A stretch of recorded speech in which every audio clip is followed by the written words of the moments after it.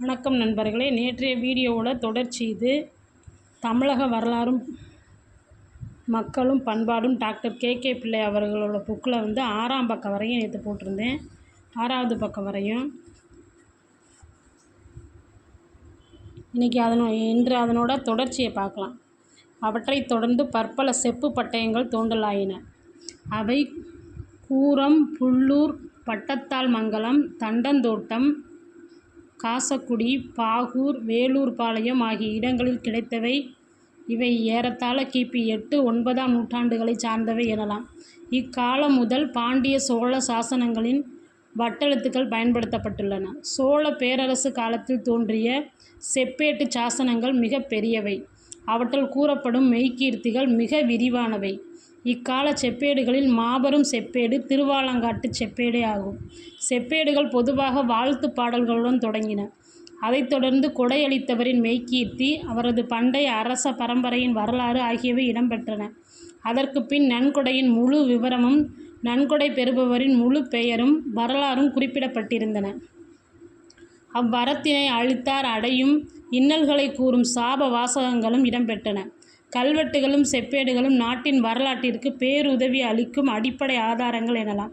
மக்களிடமிருந்து அரசாங்கம் பெற்ற வரிகள், கோயில் அலுவலாளர்களின் தனித்தனி வேலைகள், கோயிலை சார்ந்த நகைகள், சொத்துகள் முதலியவற்றின் விவரங்கள் காணப்படுகின்றன. கல்வெட்டுகள் தூண்களிலும் சுவர்களிலும் கல்தளங்களிலும் தனிப்பாறைகளிலும் காணப்படுகின்றன. இசை பற்றிய ஒரு சிறந்த கட்டுரை முழுவதும் புதுக்கோட்டையிலுள்ள குடுமியான் மலைப்பாறை ஒன்றில் பொறிக்கப்பட்டுள்ளது. அது மிகவும் வியப்புக்குரியது. சில கல்வெட்டுகள் நினைவு சின்னங்களாக அமைக்கப்பட்டிருந்தன. தமிழகத்தில் ஏறக்குறைய 25,000 கல்வெட்டுகள் இருக்கலாம் என கருதப்படுகிறது. சில கல்வெட்டுகள் மன்னர்களின் செயல்களையும் கைங்கரியங்களையும் மிகைபட கூறியுள்ளன. களப்பிரர் காலம் முடிந்து பல்லவர்களின் ஆட்சி தொடங்கின. பிற்காலத்தை பற்றி பல வரலாற்று சான்றுகள் கிடைக்க தொடங்குகின்றன.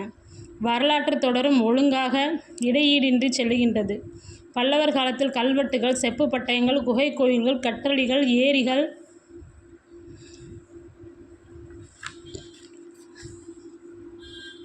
தமிழ் இலக்கிய படைப்புகள், தேவார பாடல்கள், 4000 திவ்ய பிரபந்த பாடல்கள், சிற்பங்கள், சுவரோவியங்கள், பன்னிசை குறிப்புகள் ஆகியவை அக்காலத்தை பற்றிய செய்திகள் பலவற்றை அறிந்து கொள்ள உதவுகின்றன.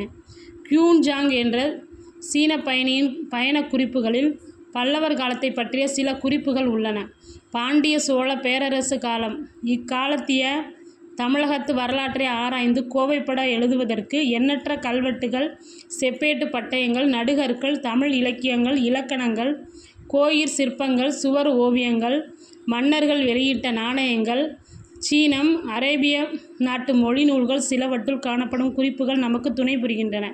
செப்பேட்டு பட்டயங்களில் லீடன் பட்டயங்கள், திருவாலங்காட்டு பட்டயங்கள், கரந்தை பட்டயங்கள், சாரலா பட்டயங்கள் சிறப்பானவை.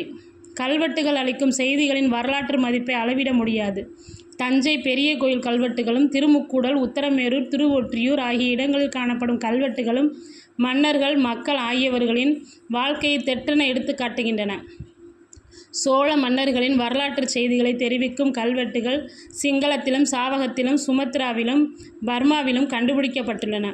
சீனத்தில் சுவான்சவ் எனும் ஊரில் ஒரு கோயிலில் கஜேந்திர மோட்சம், உரலில் பிணிக்கப்பட்ட கண்ணன் ஆகிய சிற்பங்கள் காணப்படுகின்றன. வரலாற்று தொடர்புடைய தமிழ் இலக்கியங்களுள் கலிங்கத்து பரணி, மூவருலா, குலோத்துங்கன் பிள்ளை தமிழ், குலோத்துங்கன் கோவை, பெரிய புராணம், வைணவ மரபையொட்டிய குரு பரம்பரை, ஸ்ரீரங்கம் கோயிலொழுகு, மதுரை தல வரலாறு, கேரளோற்பத்தி ஆகியவற்றை குறிப்பிடலாம். ஆனால் இவை அனைத்தும் நம்பக்கூடியனவென்றோ வரலாற்றுக்கு பயனுடையவை என்றோ கருத முடியாது.